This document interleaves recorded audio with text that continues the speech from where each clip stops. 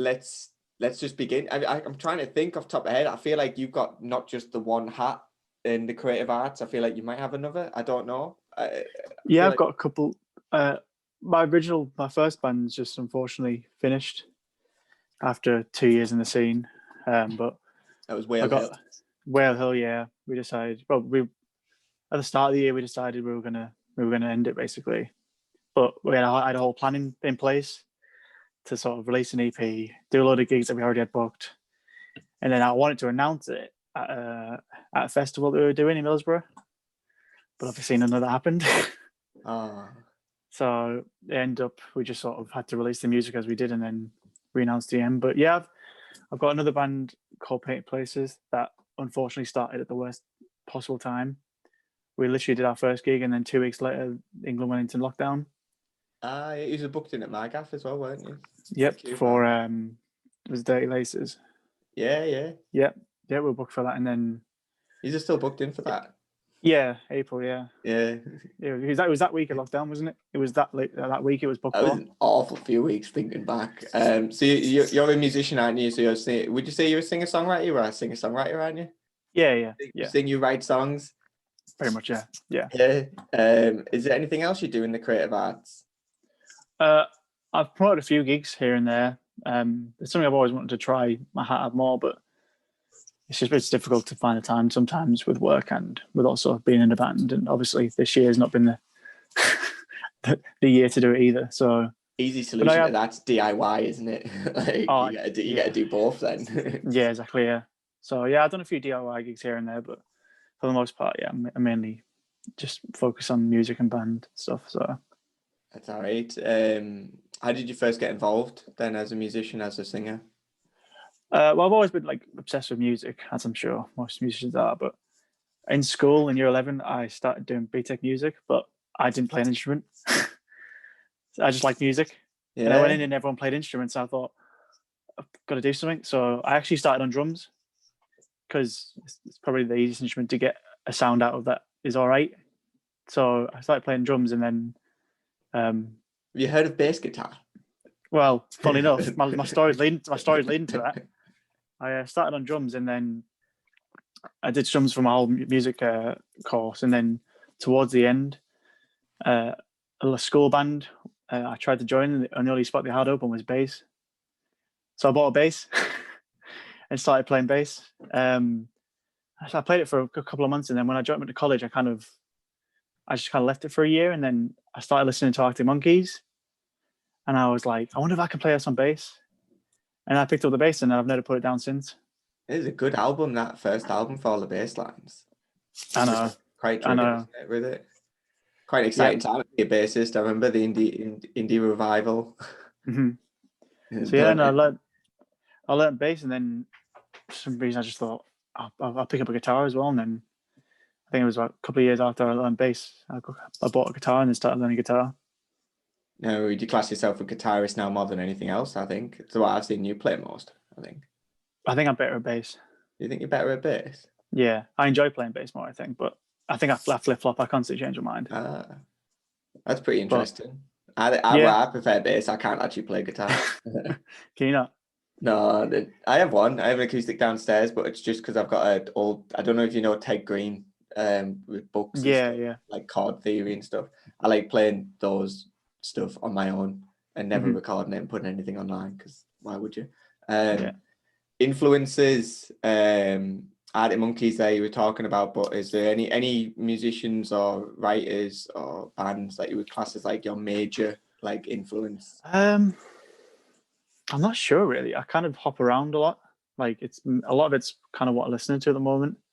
I love a lot of what Josh Homme does. I think he's an amazing songwriter. I'm very much into rap music as well, so I like to put some of that into it as well. And I'm quite into like punk and hardcore, so obviously Whale Hill started as more kind of indie soft, and then by the end it was going a lot more aggressive. So I'm into that, but it kind of depends on what I listen to at the moment, really. I kind of like try and just sort of make what I want to listen to rather than what I think someone else would make. You're doing music properly. You're taking chances and just putting music out. Why do you think the creative arts are important? Now you can talk about this personally, just to you yourself, with your experiences with music, or you can talk about this like more generally, like sort of speaking for everyone. Well, I think, without creative art, it's like, what's the fun? What's the fun in every day?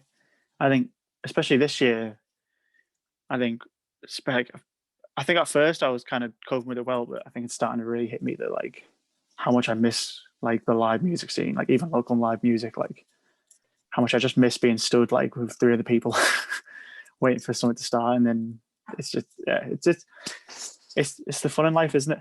Creative arts, like otherwise you sort of just go and work, coming home, and then going to work again. That's what it feels like for me at the moment. But yeah. Yeah, it's pretty weird because you go to lots of gigs as well. I've seen you at plentiful gigs, so it's like a social experience as well, isn't it? And probably imagine you're a bit like myself in the sense that you go to a fair amount of local gigs. You kind of like they're my friends. I don't see them otherwise. I wouldn't hit them up on Zoom and be like, "Hey, how are you doing?" Like, like my main group music. Well, yeah, my main group of friends aren't really into local live music, so like there's a whole like friendship group that I barely see at the moment. From obviously if I'd see at gigs and whatnot, or playing with them. So yeah, it's not fun. It's not ideal. We have to talk about it a little bit more because we're going to talk about how has lockdown affected your work and your future plans. So obviously Whale Hill, specifically that disbanded, but then you had like a really weird like thing. It feels like, does it feel unfinished at all? Because like obviously you haven't done the gig. Like I think for a while it did. I was kind of holding off because the original plan was to have a final gig in like August, September time. And I was holding off to just try and hope that I could at least do something. But yeah, it's disappointing that we couldn't get the last final gig in, but I think it was in the end it was right to just sort of say that's it, I guess. The door could always be open for a final gig, but I'm not sure. Like it depends on how I feel at the time. But no, I it's something that I'd like to sort of move on from because I've got obviously paint places that I want to put more work into, and then I've got another project that's coming up as well that I'm really excited about. So, cool. But yeah, it's been difficult because obviously trying to practice when you're constantly breaking in and out of lockdown. So you get practice in, okay, this is great, yeah. And then we'll do it next week. And then the lockdown happens. And you're like, never mind. So it's been a bit like that this year. Like it's been very stop-start. Have you all took to like the digital side of music, like being able to essentially talk, shop, plan, organize, like over calls like this, Facebook Messenger and stuff? Or have you found that it's because different creators, isn't it? Like, have you took to it well, or been quite like unproductive, I guess, but in a nice way, like not in a negative way? I think I've been more productive in songwriting and playing my instruments, but I think with the actual band side of it, yeah, it's been harder to sort of plan stuff because you never know what's going to come up, so it's hard to plan anyway. The only really thing we can really plan is releases. So we sort of we've done a few like talks and calls, but for the most part, it's like I respect everyone who's been doing the digital gigs and been really trying to sort of work however they can. But for us, it wasn't something that we were sort of looking at.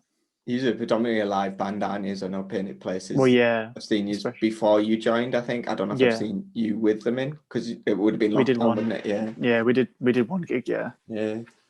But I enjoy the live aspect of it, and to like on like a live stream, it's just not the same for me. It's quite difficult. I've noticed it, like obviously just through people I know, generally being the bands that I'm in. Some bands have been quite productive. Some of them can't even get a call just because of different types of people. Like, and that's fine. Yeah.